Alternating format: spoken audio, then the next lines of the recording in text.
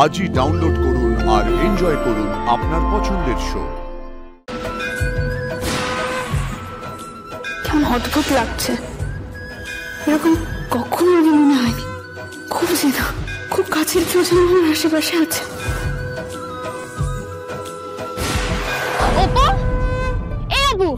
তুই কোথায় যাচ্ছিস বলতো? আজ তো পরীক্ষা, তুই এখন বেরোচ্ছিস? ঠিক সময় মতো আমি পৌঁছে যাব। আমি এখন আসছি রে, কলেজে গিয়ে দেখা হবে তোর। মানে এই দাঁড়া, আমি একা একা কলেজ যাব? আমার একটু তাড়া আছে, বেরোতে হবে। তুই কথা বলে আমাকে দেরি করিস না, আসছি আমি। তোর কি হয়েছে বলতো? তুই ঠিক আছিস? তুই না কথা বলে আমাকে দেরি করে দিচ্ছিস, আমাকে এখন যেতে হবে, আসছি। আমার তোকে কেমন একটা লাগছে, মহা মুশকিল তো। পরীক্ষার দিন তো সকালবেলা এইভাবে, আমি না ছোটবেলা থেকে কখনো দেখিনি তোকে এরকম কিছু করতে। এই তুই আমাকে এখন যেতে দিবি কি দিবি না বল? তুই কোথায় যাচ্ছিস সেটা আগে বল আমার। আমি সব কথা পরে বলবো, এখন আমি আসছি, আমার সময় নেই হাতে, বলছি তো টাইম নেই এখন। এই আপু শোন, আরে আমাকেও কিছু খুলে বললো না? কেমন একটা অস্থির হয়ে রয়েছে ও। আমরা খুব টেনশন হচ্ছে আবার ওকে নিয়ে। আচ্ছা আর্য স্যার আর ওর প্রেমটা পূর্ণতা পাবে তো? এই ভালোবাসার জন্যই তো এত অস্থির হয়ে রয়েছে। ঠাকুর ঠাকুর তুমি দেখো, আর্য স্যার অপু যেন এক হয়। ঠাকুর প্লিজ।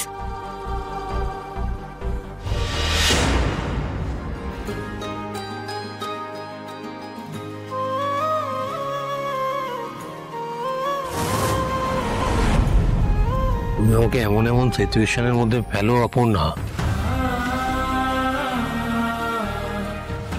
আমি অস্বস্তির মধ্যে পড়ি। তুমি যে প্রশ্নগুলো করো তার উত্তর দিতে আমি চাই, তো আমার পক্ষে এখন এই মুহূর্তে বলা সম্ভব নয়। মিথ্যে বলবো সেটা হতে পারে না।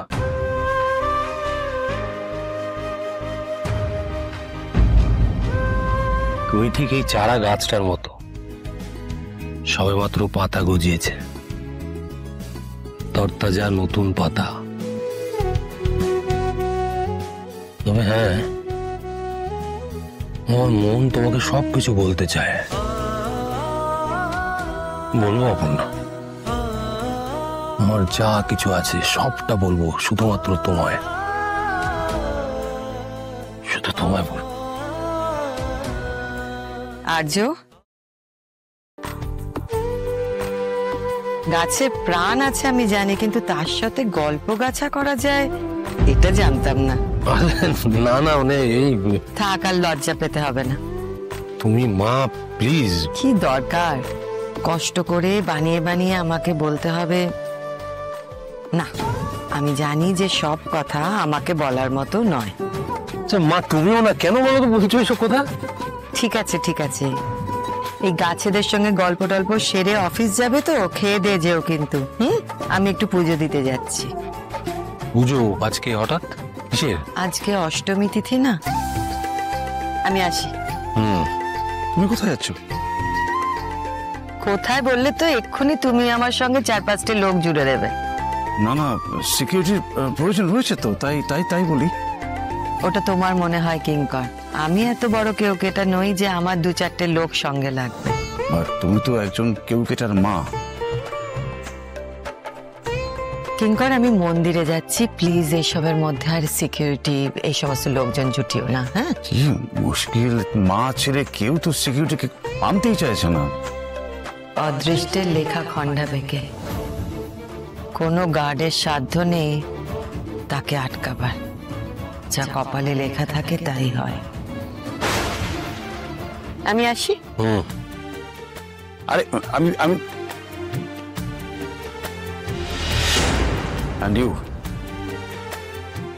তুই কিন্তু ছাড় পাচ্ছিস না, মা ছাড় পেলেও। জানি সেটা আমি। চলো কিঙ্কর বাবু, অফিসে চলো, তোমাকে একটা জিনিস দেখাবো। গাছ? চল।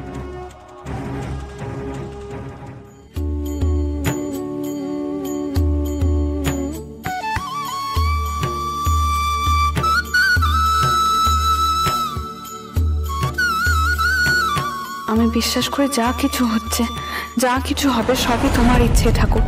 কিন্তু এটাও জানি স্যার কাল যাই বলুন না কেন কিছু একটা উনি লুকিয়ে গেছেন, কিন্তু আমি স্যারকে এক কথা বলে বারবার করে উত্তপ্ত করতে পারবো না। আমি জানতাম না ঠাকুর এরকম হয়, নিজের আগে অন্য কারোর জন্য প্রার্থনা করতে ইচ্ছে করে। তুমি ওনাকে দেখো ঠাকুর, কোনো বিপদ যেন ওনাকে ছুঁতে না পারে। কিছু তো একটা আছে যে কারণে উনি লন্ডন গেলেন না, লুকিয়ে রইলেন কোথাও। সেখানে ওনার ফোনটাও ছিল না। আমার সঙ্গে দেখা করতে এলেন, সেটাও লুকিয়ে ছদ্মবেশে। যদি কোনো বিপদ আসে, তুমি ওনার সামনে ঝাল হয়ে দাঁড়িও, আর আমাকে তাড়াতাড়ি বড় করে দাও ঠাকুর, যেন আমি ওনার পাশে দাঁড়াতে পারি সব বিপদে। আমি আজকের দিনে ওনাকে তোমার কাছে নিয়ে আসবো। আমি তোমাকে বলে গেলাম না, সংকল্প করে গেলাম। তুমি শুধু ওনাকে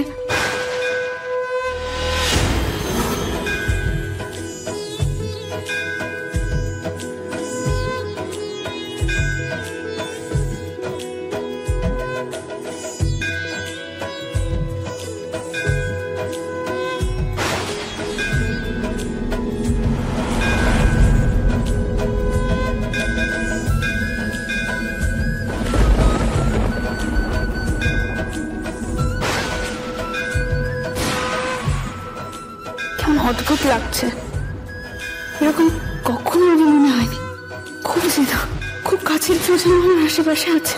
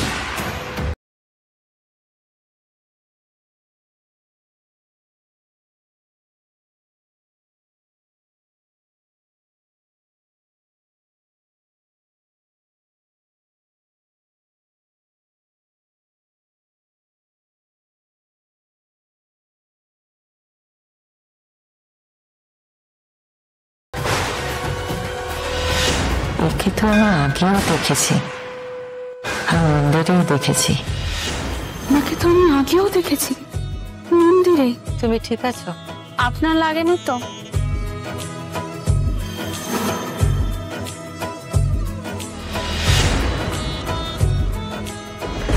আরে আরে কি করছো? আপনার পায়ে লেগেছিল।